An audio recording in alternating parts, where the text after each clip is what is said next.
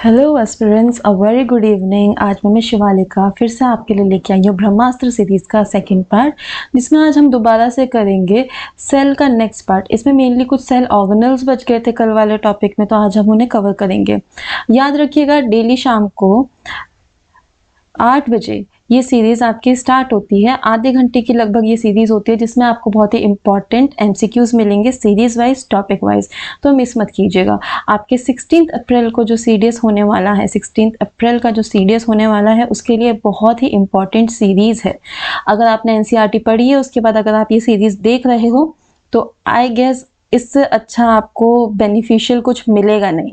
ठीक है, तो रोज़ शाम को 8 बजे डिफेंस एग्जाम मास्टरी पे हमारी आपसे डेली मुलाकात होगी इस सीरीज़ में। सीरीज़ का नाम है ब्रह्मास्त्र सीरीज़। चलिए आज का सेशन स्टार्ट करते हैं, देखते हैं आज के सेशन में हम आपके लिए क्या क्या लेके आए हैं। सेशन स्टार्ट करने से पहले एक कोट है आप सबके लिए, जो दिया है कैप्टन मनोज कुमार पांडे ने। जरा दिखते हैं कोट क्या बोल रहा है। Some goals are so worthy it glorious even to fail.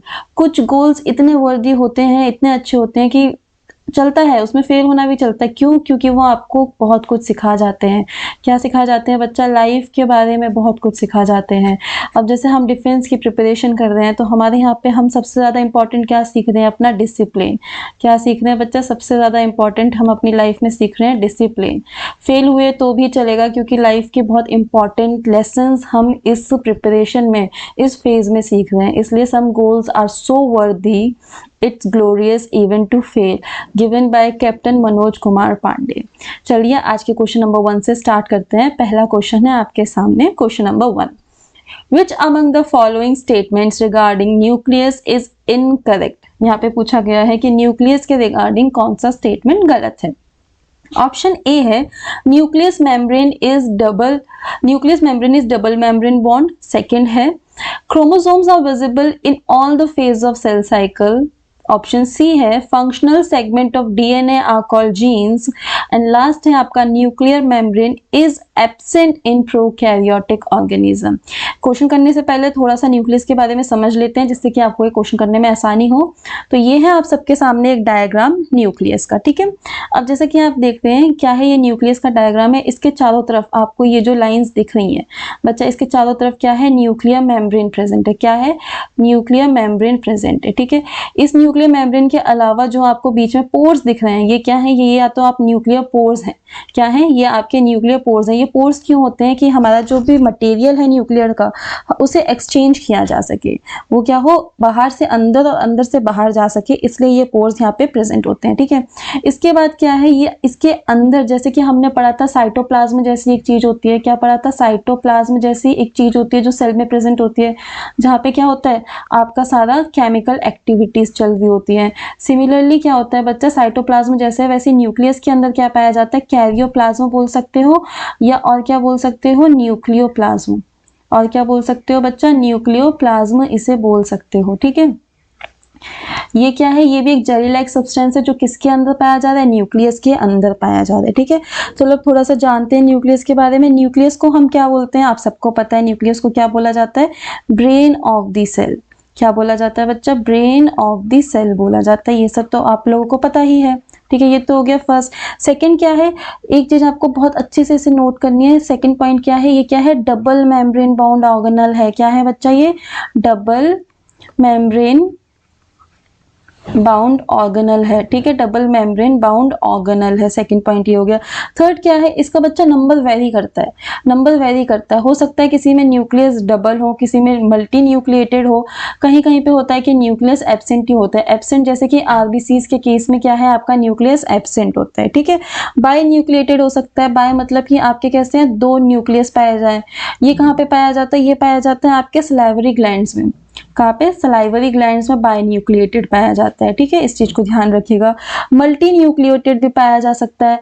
Multi nucleated भी पाया जा सकता है। अब ये मल्टी न्यूक्लिएटेड किस केस में पाया जाता है? ये पाया जाता है आपके ओस्टियोक्लास्ट में, यानी कि ऐसे सेल्स जो क्या बनाती हैं? आपकी बोन फॉर्मेशन में हेल्प करती हैं, ऑस्टियोक्लास्ट में। ठीक है, तो ये हो गया आपका कि न्यूक्लियस भी आपके नंबर्स में वेरी करते हैं अलग अलग टाइप के सेल्स या टिश्यूज में।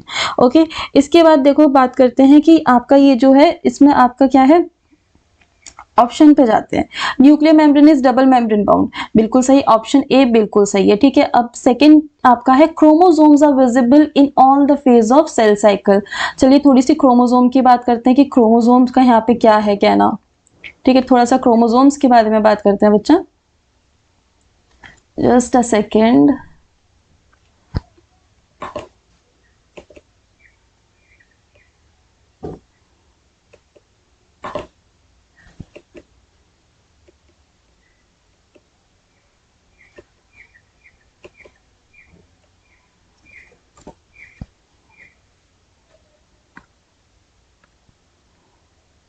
हाँ जी, चलिए क्रोमोसोम के बारे में बात करते हैं।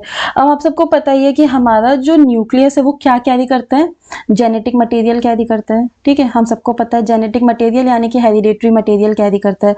अब ये जेनेटिक मटेरियल का फॉर्मेशन कैसे चलता है इसे हम देखते हैं। नॉर्मली न्यूक्लियस के अंदर क्या पाया जाता है, क्रोमेटिन पाया जाता है। क्या पाया जाता है, क्रोमेटिन पाया जाता है।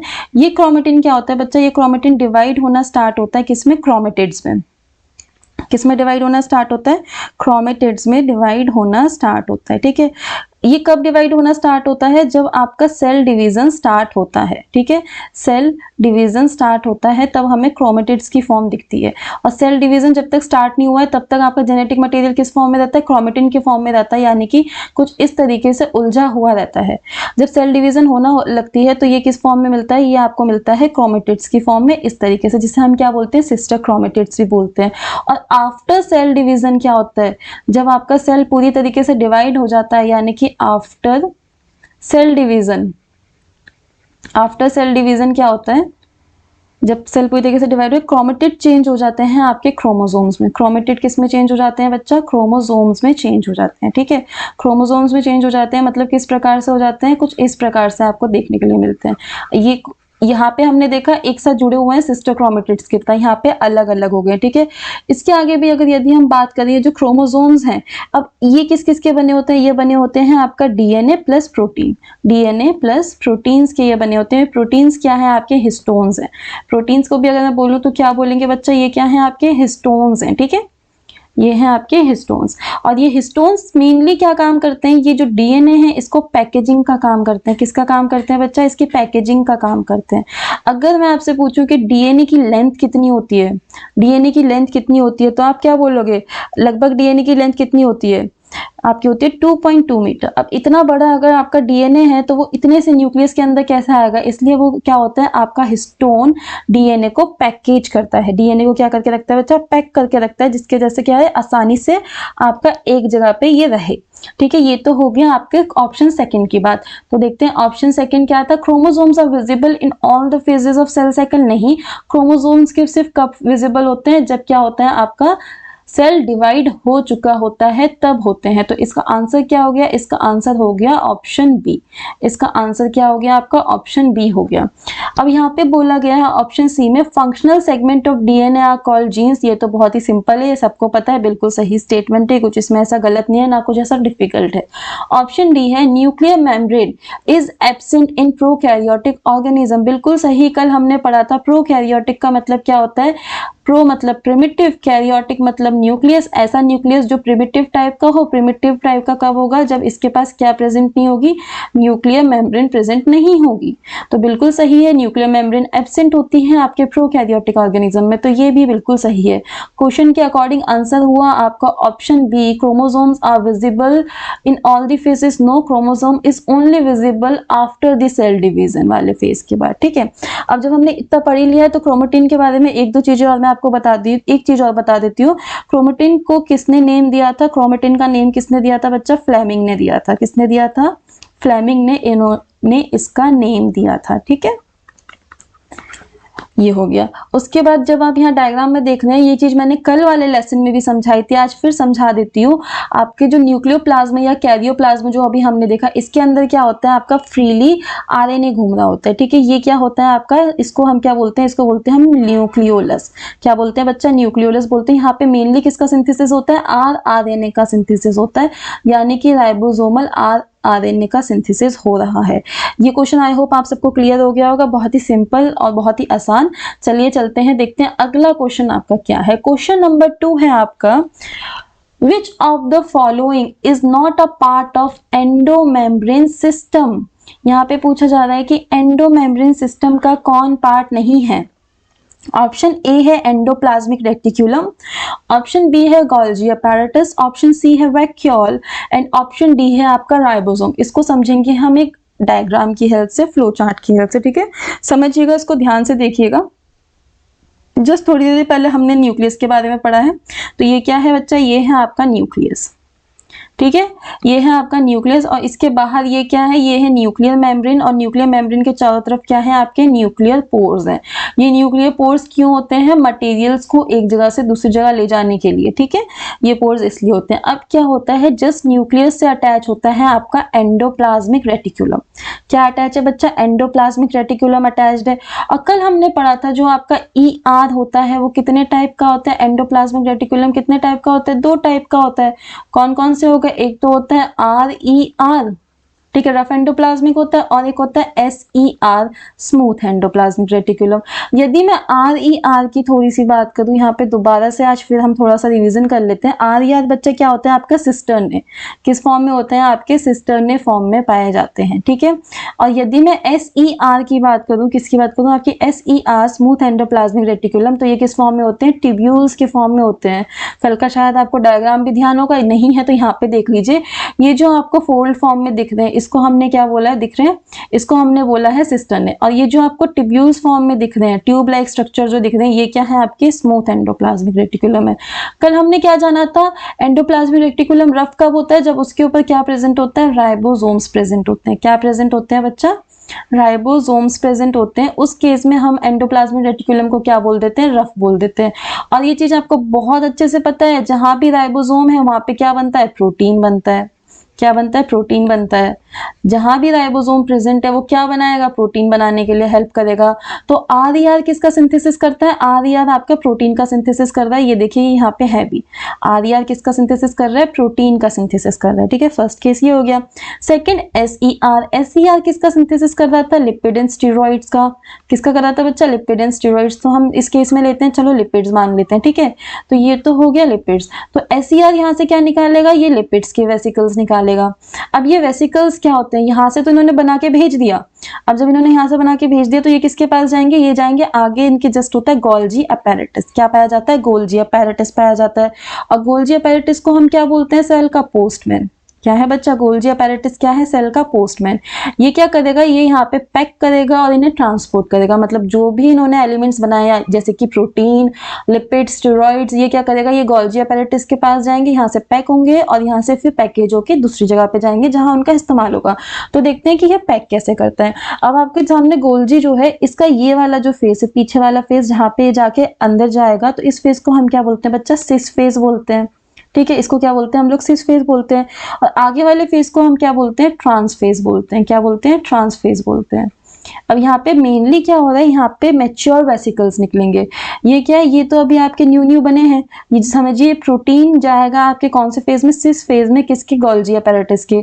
यहाँ से क्या होगा, इसकी पैकेजिंग होगी और यहाँ से आगे का हिस्सा टूट के क्या होगा, आपके वेसिकल्स बन के आगे जाएंगे। मतलब ये कौन से वेसिकल्स हो गए, ये हैं आपके मैच्योर वेसिकल्स। क्या है बच्चा, ये हैं आपके मैच्योर वेसिकल्स, ठीक है। अब इसमें 2 केसेस हो सकते हैं। हो सकता है कि एक वेसिकल के पास आपका एंजाइम प्रेजेंट हो, ठीक है, एक वेसिकल के पास आपका एंजाइम प्रेजेंट हो और दूसरे वेसिकल के पास क्या हो, वेस्ट मटेरियल, यानी कुछ भी प्रेजेंट नहीं है, ठीक है। अब जिसके पास एंजाइम प्रेजेंट होगा वो तो किस में चेंज हो जाएगा, वो हो जाएगा आपका लाइसोसोम में चेंज, ठीक है। जिसके पास एंजाइम प्रेजेंट है वो लाइसोसोम में चेंज हो जाएगा। तो ऐसा वेसिकल जहाँ पे आपका क्या है, एंजाइम प्रेजेंट है, वो तो बन गया आपका लाइसोसोम। और जिसके पास वेस्ट, जिसके पास किसी चीज का इस्तेमाल नहीं है, वो किस में चेंज हो जाएगा, वो आपका वैक्यूल में चेंज हो जाएगा। किस में हो जाएगा बच्चा, वैक्यूल में चेंज हो जाएगा। अब इसमें समझने वाली चीज क्या है, ये जो चारों ऑर्गेनल्स थे कौन कौन से थे, सबसे पहला था आपका ER, ठीक है। सबसे पहला था आपका ER के भी हमने 2 पार्ट देखे, SER और RER, ठीक है। सेकंड हो गया आपका Golgi apparatus, Golgi apparatus. Third हो गया आपका लाइसोसोम्स, थर्ड क्या हो गया आपका, लाइसोसोम्स हो गया। फोर्थ हो गया आपका बच्चा क्या, वैक्यूल्स। ये क्या है बच्चा, ये एक साथ कार्य कर देंगे, ये चारों क्या है, ये साथ में मिलके काम कर रहे हैं। तो इसलिए हमने इन चारों को मिला के क्या बोला है, एंडो मेम्ब्रेन सिस्टम बोला है। ठीक है, अब यहाँ पे देखिए, यहाँ पे एंडोप्लाज्मिक रेटिकुलम है, बिल्कुल सही, ईआर होता है तो ये सही है। गोल्जी अपैरेटस है, हाँ होता है। वैक्यूल्स है, हाँ होता है। तो इसका आंसर क्या होगा, ribosome. Ribosomes is not a part of endo membrane system. इसकी जगह क्या होता है, इसकी जगह होता है लाइसोसोम्स। ठीक है, ये हो गई कुछ बातें। अब एक चीज जो आपको ध्यान रखनी है, जो पूरे एंडोमेम्ब्रेन सिस्टम में हमने ये जो चार चीजें पढ़ी हैं, सब कैसी होती हैं, ये सब होती हैं आपकी सिंगल मेम्ब्रेन। कैसी होती हैं ये सब, सिंगल मेम्ब्रेन होती हैं। ये चीज ध्यान रखिएगा, ये चारों कैसी हैं, सिंगल मेम्ब्रेन है। इसके अलावा कौन क्या क्या बच्चा, नेक्स्ट बच्चा आपका माइटोकॉन्ड्रिया। क्या बच्चा, माइटोकॉन्ड्रिया बच्चा। ठीक है, उसके बाद आपका बच्चा क्लोरोप्लास्ट, और आपका बच्चा पेरेक्सिसोम्स। ये सब क्या है आपके, ये सब होते हैं ये एंडोमेम्ब्रेन सिस्टम का पार्ट नहीं होते हैं। ठीक है, और उसके बाद अगर आपका बच्चा राइबोसोम, तो राइबोसोम आपको पता ही है ये क्या होते हैं, नॉन मेम्ब्रेन बाउंड होते हैं। ये क्या होते हैं बच्चा, नॉन मेम्ब्रेन बाउंड होते हैं। अब ये बताइए, क्या राइबोसोम प्रोकैरियोटिक में भी पाए जाते हैं? हाँ जी, प्रोकैरियोटिक में भी पाए जाते हैं। हमने कल देखा था क्यों पाए जाते हैं प्रोकैरियोटिक में, क्योंकि ये कैसे होते हैं, नॉन मेम्ब्रेन बाउंड होते हैं। ये कैसे होते हैं, नॉन मेम्ब्रेन बाउंड होते हैं। ठीक है, तो ये हो गया आपका क्वेश्चन। इसका आंसर है आपका option D, ribosome. I hope आपको ये अच्छे से समझ आ गया होगा। चलिए देखते हैं, आगे चलते हैं अगले क्वेश्चन की ओर। क्वेश्चन नंबर 3 की ओर चलते हैं, देखते हैं क्वेश्चन नंबर 3 आपसे क्या बोल रहा है। क्वेश्चन नंबर 3 है, consider the following statements regarding mitochondria and mark which among the following is incorrect. अब यहाँ पे आ गया माइटोकॉन्ड्रिया की बात। ठीक है, जब चलो अभी एक चीज मेरे को ध्यान आई, हम लाइसोसोम के बारे में पढ़ ही रहे हैं, तो जल्दी से बता दीजिए लाइसोसोम के अंदर कौन सा एंजाइम होता है। आप लोगों ने कल पढ़ा था, लाइसोसोम के अंदर कौन सा एंजाइम पाया जाता है, हाइड्रोलाइटिक एंजाइम। कौन सा पाया जाता है, हाइड्रोलाइटिक एंजाइम पाया जाता है। और हाइड्रोलाइटिक के भी कौन कौन से पार्ट्स थे, कौन कौन से थे, लाइपेज हो गया, ठीक है, लाइपेज हो गया, कार्बोक्सिडाइज हो गया, और क्या हो गया, न्यूक्लियस हो गया। डिपेंड कि वो किस चीज का डाइजेशन कर रहा है, उस हिसाब से इसके आपके एंजाइम्स चेंज होते रहते हैं। और इसका एंजाइम बना कौन रहा था, हाइड्रोलाइटिक एंजाइम किससे बना है, RER से बना है। किससे बना है, RER से बना है। अभी अभी हमने देखा, अगर एंजाइम की पैकेजिंग हो रही होगी तो वो लाइसोसोम बन जाएगा। एंजाइम बन के कहां से आया है, RER से आया है। और लाइसोसोम को कौन बना रहा था, लाइसोसोम को बना रहा था आपका गोल्जी बॉडी, यानी कि गोल्जी अपैरेटस। अब ये है गोल्जी के बारे में पढ़ा, तो ये भी बता दीजिए गोल्जी का नाम किसने दिया था, किसने दिया था, कैमिलो, कैमिलो गोल्जी ने दिया था। किसने दिया था बच्चा, कैमिलो गोल्जी ने इसका नाम दिया था। ठीक है, इतना आपको आई होप क्लियर हो गया होगा। अब चलो, अब चलते हैं अगले प्रश्न की ओर, देखते हैं आपका क्वेश्चन नंबर 3 क्या बोलता है। क्वेश्चन नंबर 3 है, consider the following statements regarding mitochondria and mark which among the following is incorrect. यहाँ पे पूछा है कि बताइए इसमें से माइटोकॉन्ड्रिया के स्टेटमेंट के रिगार्डिंग में कौन सा गलत है। ऑप्शन ए है, mitochondria is a double membrane bound organelle. ठीक है, mitochondria have their own DNA and RNA and ribosome. ठीक है, mitochondria release their energy in the form of adenosine diphosphate. Option D है, none of the above given statement is incorrect. तो चलो सबसे पहले mitochondria का स्ट्रक्चर देखते हैं, समझते हैं कि इसमें क्या क्या बता रखा है। सामने ही हमें दिख रहा है, सबसे पहले मेम्ब्रेन की बात कर लेते हैं। सामने दिख रही है, दो मेम्ब्रेन है। तो माइटोकॉन्ड्रिया कैसा है आपका, डबल मेम्ब्रेन बाउंड ऑर्गेनल है। क्या है बच्चा, डबल मेम्ब्रेन बाउंड ऑर्गेनल है। ठीक है, डबल मेम्ब्रेन बाउंड ऑर्गेनल है। पहली चीज तो ये हो गई आपकी। अब सेकंड यदि हम बात करें, तो माइटोकॉन्ड्रिया को और किस नाम से जाना जाता है, powerhouse of the cell. क्या बोलते हैं इसे हम लोग, powerhouse of the cell. यानी कि जितनी भी सेल को एनर्जी की जरूरत है, ये कहाँ से आती है, आपके माइटोकॉन्ड्रिया से आती है।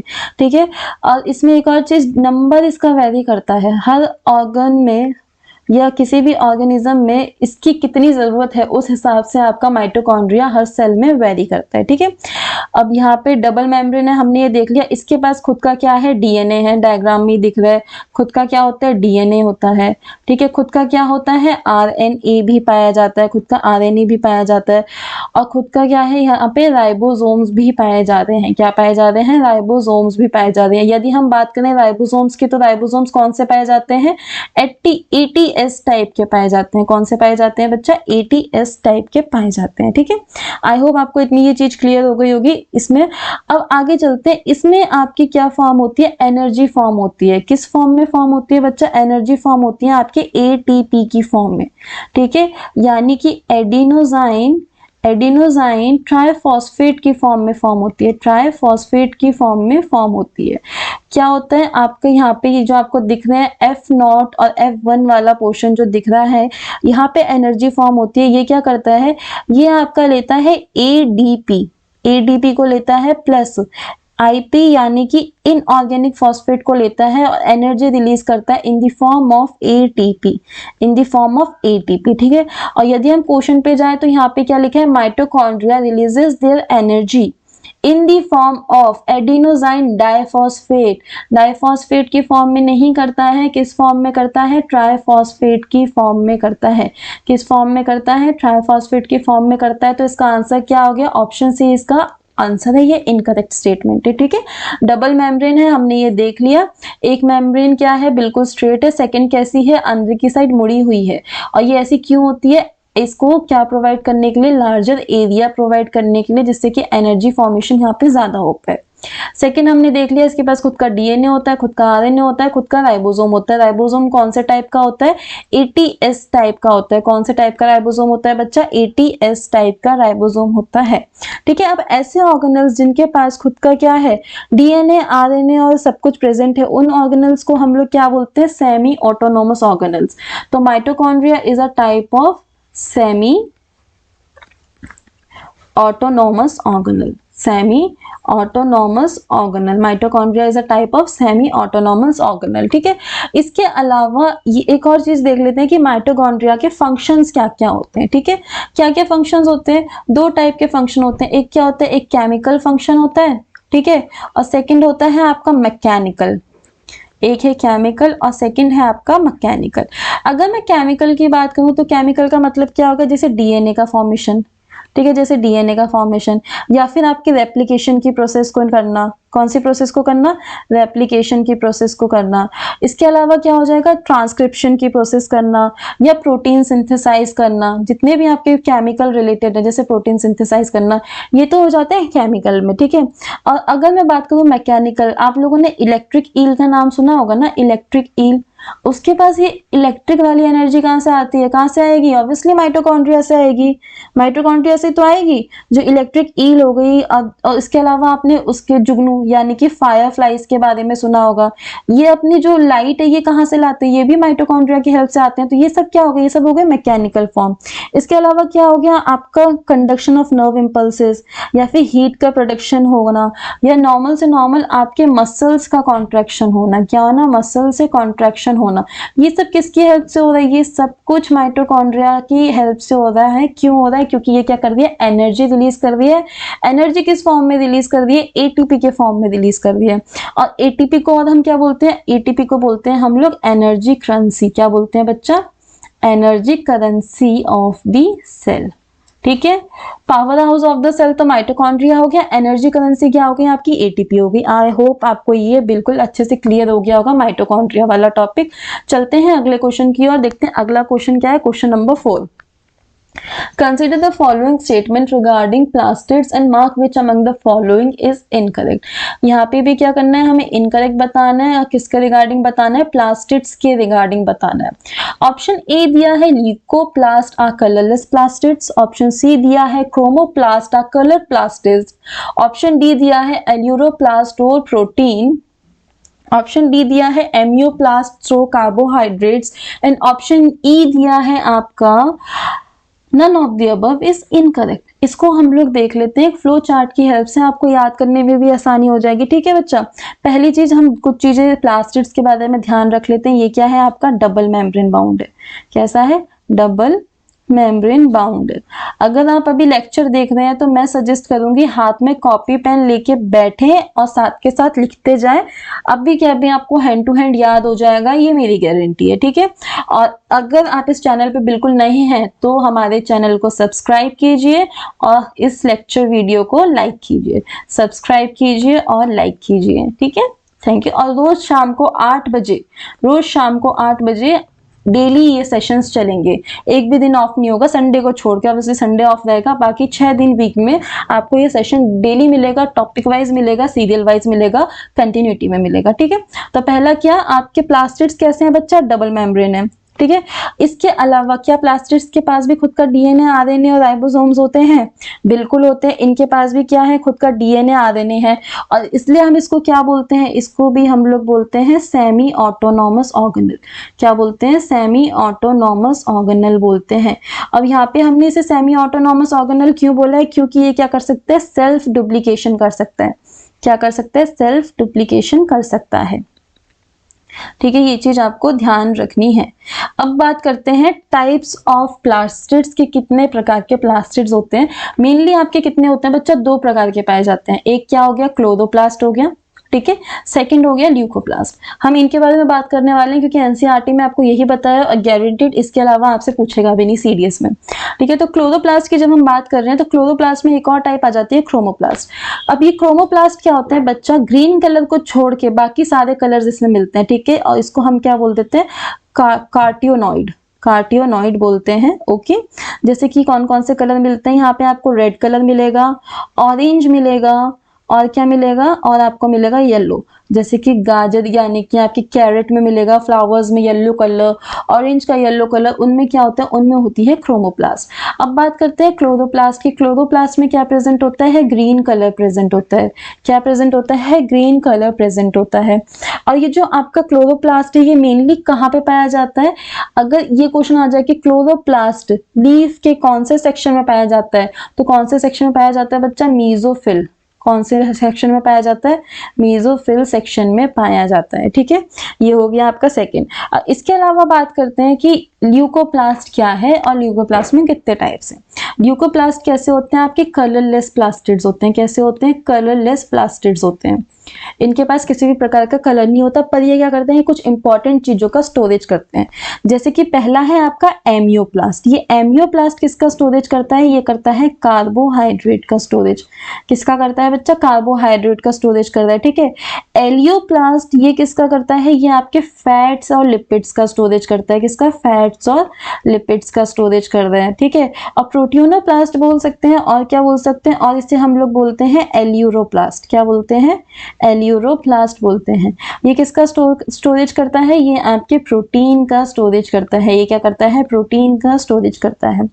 अब जो ये ल्यूकोप्लास्ट है, ये ल्यूकोप्लास्ट अपना चेंज कर सकता है टाइप ऑफ प्लास्टिड्स। जैसे कि मानिए आपका क्या था, आप किसी भी फ्रूट को देखते हैं, कोई भी फ्लावर देख रहे हैं, वो व्हाइट कलर का है। ठीक है, व्हाइट कलर है, व्हाइट मतलब कि कोई भी कलर नहीं है। अभी क्या होगा? टाइम के साथ जब इस पे फल आना स्टार्ट होगा तो ग्रीन कलर का कोई भी फ्रूट आएगा। तो यहाँ पे क्या हुआ? यहाँ पे आपके ल्यूकोप्लास्ट चेंज हुआ किसमें? क्लोरोप्लास्ट में। और जब ये फ्रूट पक जाएगा, ये रेड कलर का हो गया, तो ये क्या हो गया? यहाँ पे क्लोरोप्लास्ट भी किसमें चेंज हो गया? क्रोमोप्लास्ट में। तो यानी कि आपके प्लास्टिड्स कलर चेंज करते हैं, leuco to chloro, chloro to chromo. ठीक है, आई होप आपको ये अच्छे से समझ आ गया होगा। यहाँ पे आपके प्लास्टिड्स का पूरा कंप्लीट है। सेमी ऑटोनोमस बोलते हैं, डबल मेम्ब्रेन है, खुद का इनके पास क्या होता है? डीएनए होता है और राइबोसोम्स पाया जाता है। डीएनए होता है प्लस राइबोसोम्स यहाँ पे इसका खुद का पाया जाता है। ठीक है, इसके अलावा क्या है? यहाँ पे आपकी एनर्जी फॉर्मेशन भी यहाँ पे हो रही है। क्यों? क्योंकि ये लाइट को पकड़ रहा है, तो यहाँ पे डार्क रिएक्शन होता है, लाइट रिएक्शन होता है। हायर स्टडीज का है, सीडीएस में ज्यादा आएगा नहीं इसका। ठीक है, आपको मेनली इतना ध्यान रखना है। चलिए चलते हैं अगले क्वेश्चन की ओर। Question number 5। क्वेश्चन नंबर 5 है आपका, consider the following statements and mark which among the following statement is incorrect regarding the ribosome. Ribosome के रिगार्डिंग में कौन सा स्टेटमेंट इनकरेक्ट है, ये यहाँ पे पूछा गया है। ऑप्शन ए है आपका, ribosomes are known as protein factory. बिल्कुल सही, इसमें तो कोई वो ही नहीं है ना, ऑप्शन ही नहीं है। हम तो राइबोसोम को मैं आपको रट्टा लगवा ही दी हूँ कल से कि जहाँ पे भी राइबोसोम मिल जाए भैया वहाँ पे प्रोटीन तो बन ही रहा है। बिल्कुल सही। This organelle are non membranous bound organelle. बिल्कुल सही, ये ऑर्गेनल नॉन मेम्ब्रेनस बाउंड होते हैं। नॉन मेम्ब्रेन बाउंड है इसलिए ये किस में पाए जाते हैं, प्रोकैरियोटिक में पाए जाते हैं, इसलिए प्रोकैरियोटिक में भी पाए जाते हैं। ठीक है। Found on rough endoplasmic reticulum, हाँ जी हमने पढ़ा था, RER पे ये पाए जाते हैं। कहाँ पे पाए जाते हैं बच्चा, RER पे पाए जाते हैं। और वहां पे क्या होता है, वहां पे आपका प्रोटीन फॉर्मेशन होता है। ये प्रोटीन फॉर्मेशन किस में हेल्प करता है, ये मेम्ब्रेनोजेनेसिस में हेल्प करता है, यानी कि मेम्ब्रेन बनाने के लिए हेल्प करता है। ठीक है। और इसके अलावा क्या होता है, इसकी वेसिकल्स कहाँ जाती हैं, गोल्जी अपैरेटस में जाती हैं। गोल्जी अपैरेटस में यदि एंजाइम है तो क्या बन जाएगा, लाइसोसोम बन जाएगा। और एंजाइम नहीं है तो क्या हो जाएगा, वैक्यूल बन जाएगा। ठीक है। एंजाइम नहीं है तो क्या बन जाएगा, वैक्यूल बन जाएगा। लाइसोसोम को हम लोग क्या बोलते हैं, सुसाइडल बैग बोलते हैं। लाइसोसोम को हम लोग क्या बोलते हैं, सुसाइडल बैग बोलते हैं। ठीक है। और इसमें एंजाइम कौन सा प्रेजेंट होता है, हाइड्रोलाइटिक एंजाइम प्रेजेंट होता है। कौन सा एंजाइम प्रेजेंट होता है, हाइड्रोलाइटिक एंजाइम प्रेजेंट होता है। तो ये चीजें आपको इस तरीके से फ्लो में याद रहनी चाहिए। ठीक है। ऑप्शन डी है आपका यहाँ पे, ribosomes associated with plasma membrane R70S, ribosome associated with plasma membrane of eukaryotes. यहाँ पे एक चीज ध्यान रख लीजिए, ऑफ यूकैरियोट्स, यहाँ पे बात करी जा रही है यूकैरियोट्स की।